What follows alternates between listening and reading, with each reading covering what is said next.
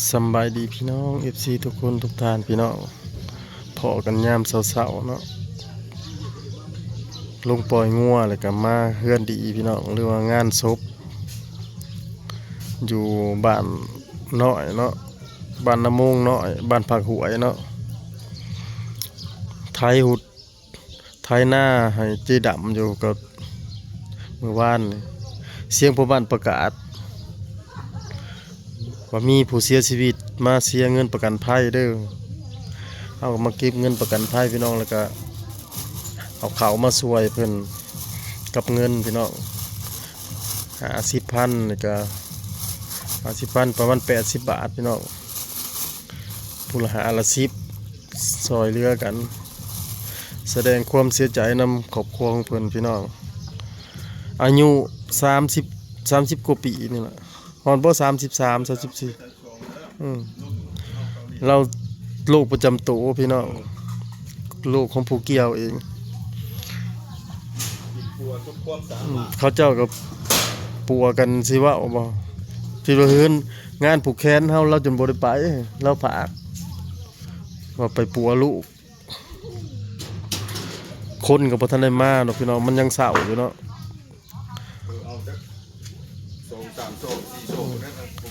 คนยังเศร้าอยู่คนก็บ่ทันได้มามีแต่พวกมาซอยแล้วก็ผมมาซอยเนื้อหล่มงัวแหละบ้านเฮามันบ่แม่นประเพณีก็คือประเพณีนะถ้าว่าเป็นงานคันบ่มีการหล่มงัวขาสัตว์ก็สิบ่มีให้แขกเนาะแนวรับแขกเด้นี่พ่อบ้านเพิ่นมาแต่ดึกๆติดกับเพื่อนพ่อบ้านเลยเด้อพี่น้องมันอยู่ใกล้กันเลยโดยเดือนนี่กูงานลูกงานลูกบ้านเนาะพ่อบ้านต้องนี่ติดเฮือนเพิ่นได้เฮือนเพิ่นพี่น้องเฮือนพ่อบ้านอันนี้เราก็เป็นปกสบ้านเฮาเนาะพอเฒ่าแล้วนะลูกเคยน่ะอยู่ท่าแขกพุ่นได้พี่น้องแกงขมวนมาเอาแล้วมีลูกน้อยบ่มีผู้ชายตอนรู้ตุนแล้วเนาะไม่เห็นอยู่เมียเราหายปล่อยพี่น้องขึ้นไปเทิงก่อนอันนี้เขาเจ้าเขาคิดด้วยพี่น้องนี่แหละพี่น้องใช้เลยไอ้ป้อม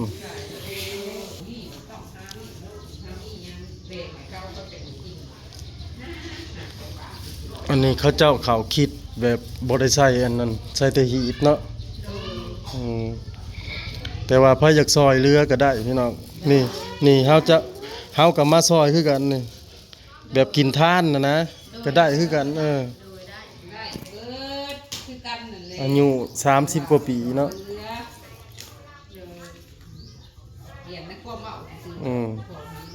แม่นแล้วนะมีลูกน้อยแล้วก็จักปีเลยลูกแล้วน่ะ4 ปี3 ปีไป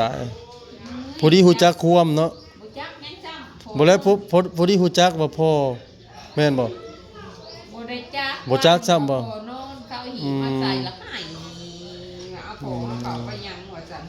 นั่นแหละบ่จักน่ะ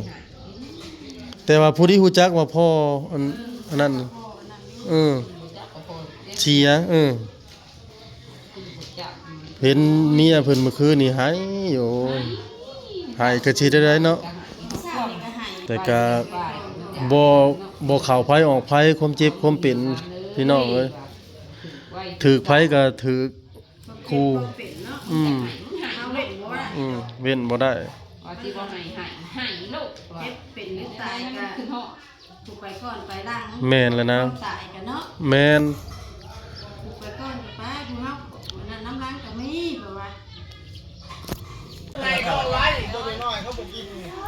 คนมันไล่หัวกินเขามันปากบ่ค่อยตาบาเขากักไปหน่อยเอาไปไงมีไผไฮโลนะพี่น้องไล่แต่บาม่วยครับไล่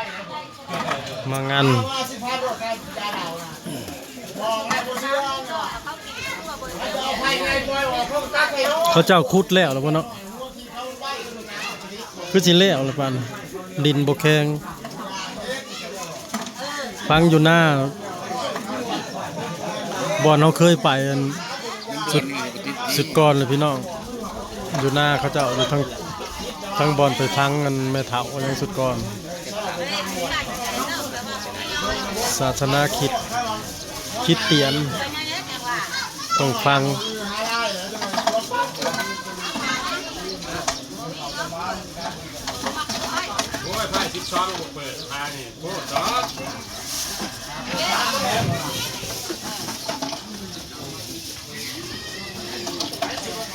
ทางนี้ว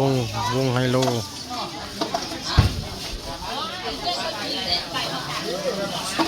ทางนี้วงไพ่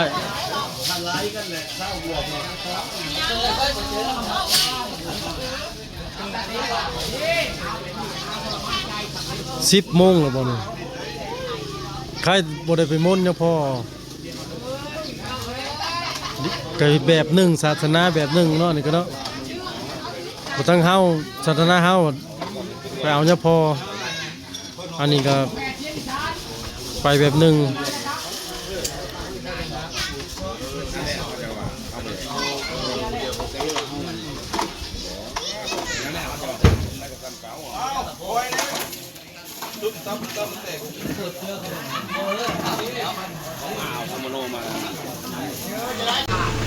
บัดเคลื่อนชบพี่น้องหรือเคลื่อนหีบเนาะเพราะว่าชิดเตียนเขาเจ้าบริษัทลงหรือว่าใส่แต่หีบอายุ30เต็มเด้อพี่น้องผู้เสียนี่ได้ลูก1ลูกเขาก็ได้3 ปี 4 ปีนี่แหละข้าวพายข้าวมันแหละเนาะ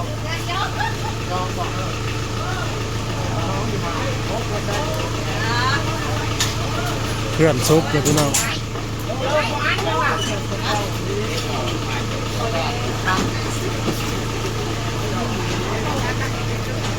อันนั้นคือญาติมาแต่ทางผัวแหละพี่น้องอันนี้บ้านเมียเนาะอยู่พี่นะบ้านเมียเล่าบ้านผัวอยู่ท่าแขกผู้เสียชีวิต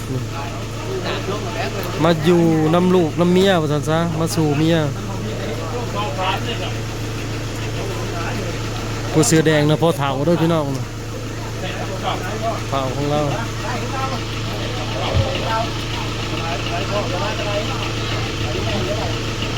เอาเมื่อหน้าเล่า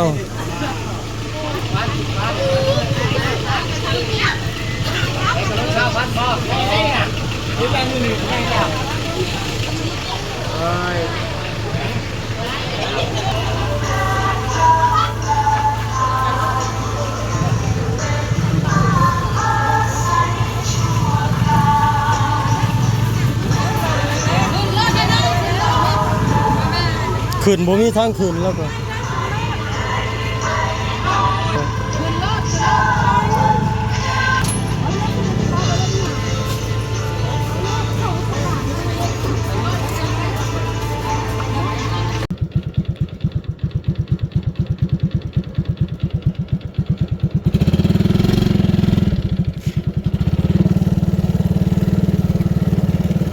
เมื่อหน้าเนาะพี่น้องบ่ได้เมื่อปราสาทเมื่อหน้าเขาเจ้าเองทั้งบอลเขาเจ้าฟังหลายคนหลายเติบนะพี่น้องประมาณ4-5 ศพนะ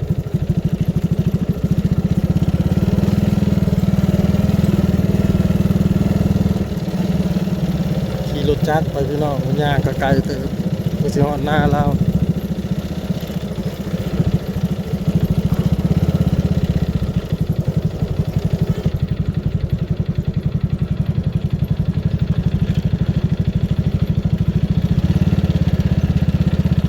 กิ๊กจอยมาขับรถนี่นะ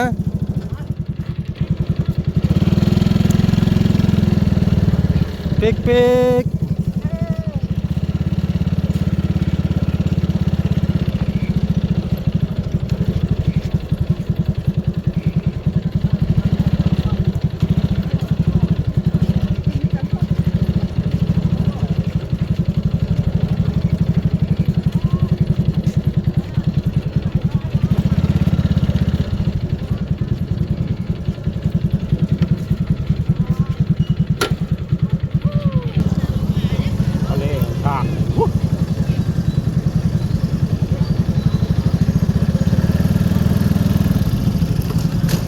ช่วงนี้คือว่าไปแต่เฮิก ว่า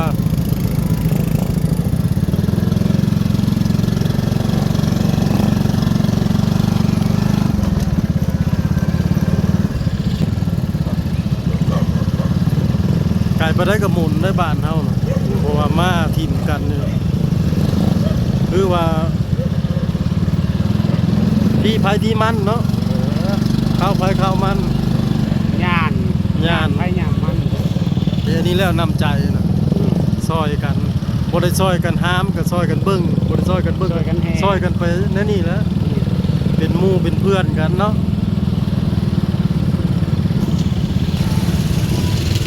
ฮอดแล้วบ้านถึงจุดหมายบอนเพิ่นอยู่แล้วบ้านนางก็มีบอนมีอีกพี่น้องมองฟังคิด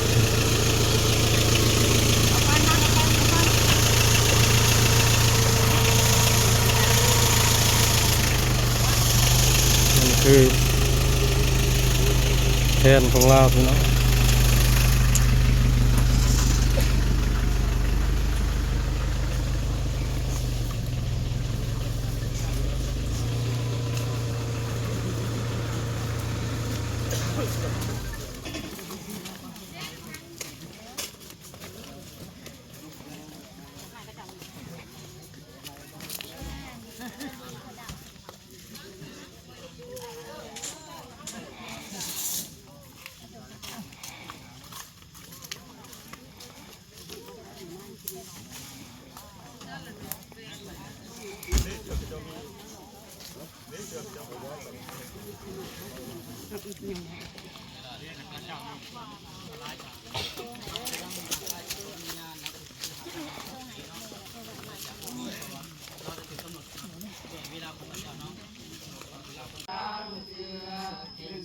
กำลังทำพิธี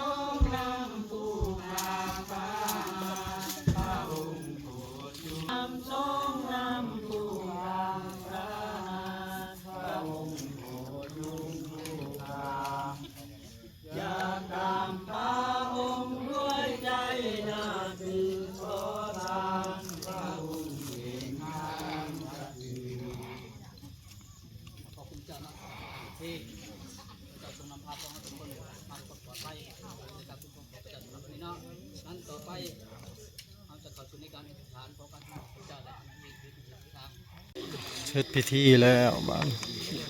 ที่เอาหีบลงลุมเขาเจ้าเอิ้นอุโมงค์ครับพี่น้อง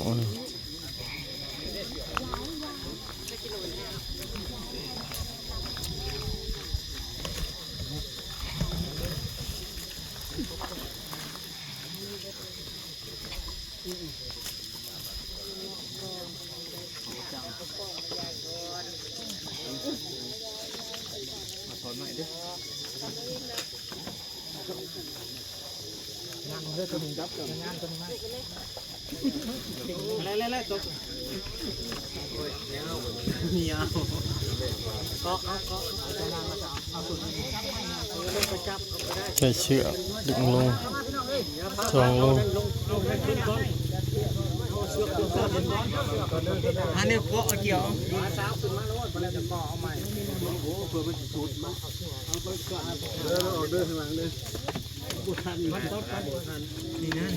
ได้แล้วได้แล้วได้แล้วได้ เข้ามาเถอะพี่ เด้อหนึ่งสองเอาลึกไปข้างหลังไม่จับกันข้างเจ้าหนึ่ง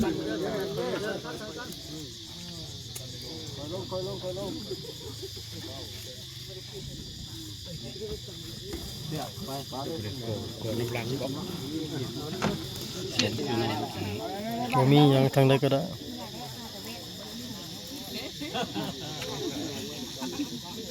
เป็นเมื่อแล้ว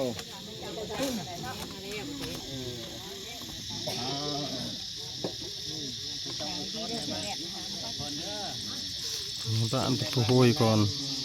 ครอบครัวเขาจะก่อน ตรงนั้นมันมืดเมาในบ้านเด้อแต่ว่าทักษะสุขภาพเด้อ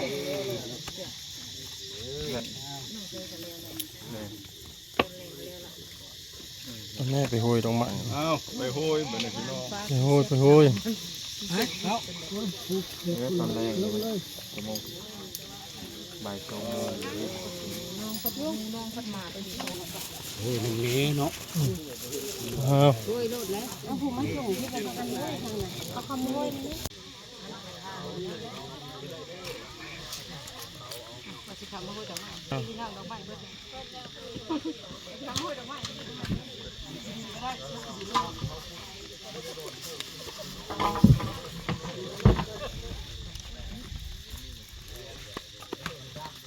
ดินลง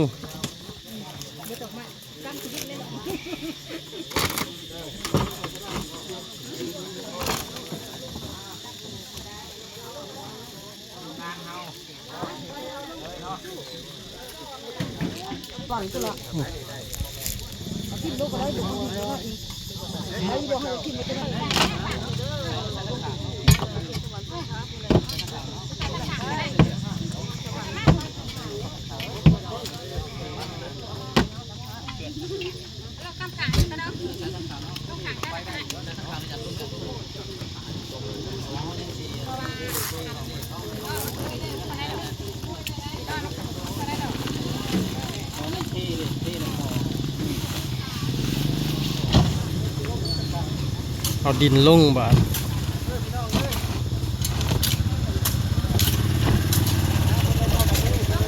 ช่วยกัน